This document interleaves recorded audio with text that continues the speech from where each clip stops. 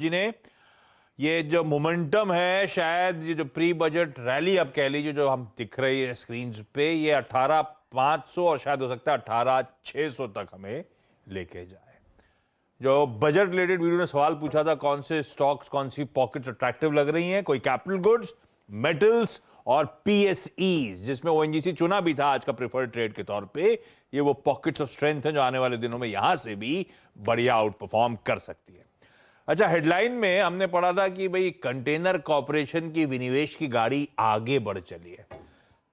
उसकी डिटेलिंग के लिए लक्ष्मण दिल्ली से जुड़ते हुए, लक्ष्मण के पास जाऊं, समझूं कंटेनर कॉर्पोरेशन को लेकर क्या अपडेट्स हैं। क्विकली 4 का चौका का टीजर, ताकि इस बीच हमारे एक्सपर्ट पैनल जो है अपने अपने स्टॉक्स आइडेंटिफाई करके रेडी रखें।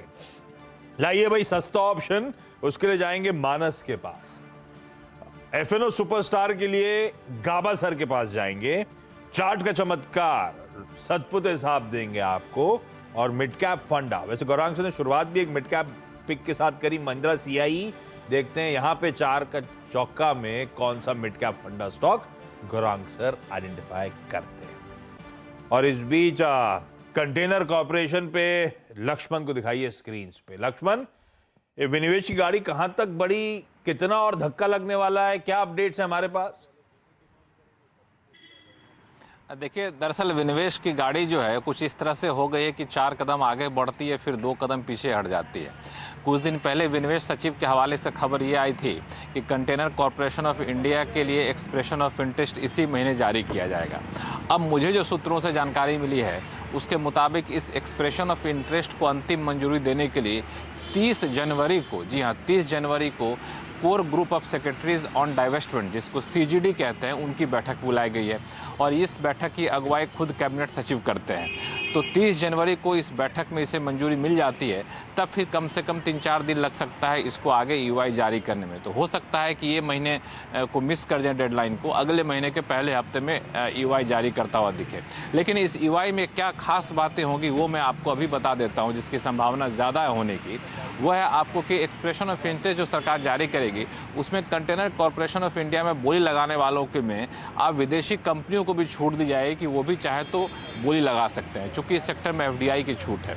दूसरा, विदेशी फंड जो है वो भी इसमें बोली लगा सकते हैं। एक पाबंदी ये होगी, घरेलू सरकारी कंपनियां इसमें बोली नहीं लगा सकेंगे। ऐसा नहीं कोई दूसरी सरकारी कंपनी चाहे खरीद ले तो वो नहीं कर सकेंगे। तो इन कुछ शर्तों के साथ जो है सरकार कंटेनर कॉर्पोरेशन ऑफ इंडिया के ईवाई का ड्राफ्ट तैयार कर लिया है और 30 जनवरी को इस बैठक के बाद बहुत जल्द इसको जारी किया जा सकता है। बता दूं कि सरकार इसमें 30.8% अपनी हिस्सेदारी बेचना चाहती है। कंटेनर कॉर्पोरेशन तो विनिवेश की गाड़ी और आगे बढ़ेगी, ये सही था। 4 कदम आगे बढ़ रही है, 2 कदम पीछे आ रही है। कभी कभी हैंड ब्रेक जब काम नहीं करते हैं तो क्या करते थे, जैसी गाड़ी आगे बढ़ी पत्थर लगा देते थे पिछले टायर पे, तो रुक जाता था। तो लेकिन इस केस में क्या है कि विनिवेश की गाड़ी जो बढ़ रही है, अब expression of interest almost draft ready है, औपचारिक मंजूरी आएगी और उसकी कुछ वैल्यूएबल इनसाइट भी लक्ष्मण शेड करते हुए कि विदेशी कंपनीज, विदेशी फंड्स चाहे तो बिड कर सकते हैं। हाँ, बाकी इसके पीयर सरकारी कंपनीज जो हैं वो बिड नहीं कर पाएंगी। ये अपडेट्स लक्ष्मण की तरफ से बढ़िया तरीके से आते हुए। कंटेनर कॉर्पोरेशन, गौरांग सर भाई कहते तो हैं बहुत एम्बेडेड वैल्यू है, बहुत अच्छी, और इसीलिए शायद इच्छुकता भी कई डोमेस्टिक कंपनीज ने भी जाहिर करी। इतना लंबा प्रक्रिया हो चुकी है, इतना समय कि बहुत सारे newspaper reports, articles, even Laxman ने कई बार अपडेट दिए कि ये सब इंटरेस्टेड पार्टीज हैं। लेकिन एट 700 आपको ये कितनी राइटली वैल्यूड नजर आती है? क्या खड़ा है कंटेनर कॉर्पोरेशन पे? आपका हाउस व्यू क्या बन रहा है?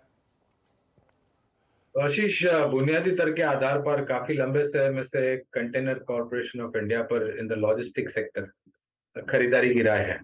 और अभी जिस तरीके से लक्ष्मण जी जिक्र कर रहे थे कि 4 कदम आगे और 2 कदम पीछे, तो ऐसी परिस्थिति नहीं होनी चाहिए। आप 8 या 10 कदम आगे बढ़े और फिर 2 कदम पीछे ले तो समझ में आता है, लेकिन ये 4 आगे और 2 पीछे तो मामला वहीं का वहीं ठप पड़ जाता है। और विनिवेश को लेकर के सरकार की तरफ से सिर्फ कंटेनर कॉर्पोरेशन के लिए नहीं, लेकिन बाकी अन्य कंपनी के लिए बातें बहुत सुनी है, लेकिन जमीनी स्तर पर कामकाज बहुत ही धीमी गति से हो रहा है। एक दूसरी बात कहना चाहूंगा, जो लैंड पार्सल्स भी कॉन्कोर के पास है, कंटेनर कॉर्पोरेशन के पास, वो भी काफी अट्रैक्टिव है वैल्यू अनलॉकिंग करने के लिए। तो इन टर्म्स ऑफ वैल्यूएशन, मूल्यांकन के हिसाब से अगर आपके पास लंबी अवधि का नजरिया है तो बुनियादी तर्क के आधार पर खरीदारी करें। विनिवेश कब होगा, कैसे होगा, किस प्रकार से होगा, किस रूप में होगा, इसके लिए मेरे ख्याल से आपको बहुत समझने की कोशिश करनी पड़ेगी, और मैं उम्मीद करता हूं कि ये 4 नहीं 10 कदम आगे बढ़े। जी, और एक बात तो है आशीष, अगर आप देखें इस डिले डिसइन्वेस्टमेंट, आई मीन इस प्रक्रिया ने ना, आप यकीन मानिए, इस स्टॉक को थोड़ा स्ट्रक्चर को बिगाड़ दिया। मुझे याद है जब लैंड लाइसेंसिंग फ़ी वाली खबर पे जब लक्ष्मण जी का पहले खबर आई थी ना, उस वक्त मुझे अच्छी तरीके से याद है इस स्टॉक ने क्या मूव दिया था। एक फर्स्ट ट्रांच में 770 तक गया था, सेकेंड ट्रांच में 820 तक गया था, और आज ये हाल है कि जनाब ये stock 200 day exponential moving average के नीचे है। तो आई थिंक खबर में जो शुरुआत में लक्ष्मण जी ने जो बात कही, जो मायूसी भी एक जाहिर की, आई मीन 4 कदम आगे 2 कदम पीछे, वो स्क्रीन पे विजिबल है, प्राइस पे विजिबल है। लक्ष्मण जी बहुत बहुत शुक्रिया आपका इस पूरी खबर को बताने के लिए। स्टॉक थोड़ा सा ओवरसोल्ड है, याद रखिएगा। राइट एट 705 ये 200 डे एक्सपोनेंशियल मूविंग एवरेज पे ट्रेड कर रहा है।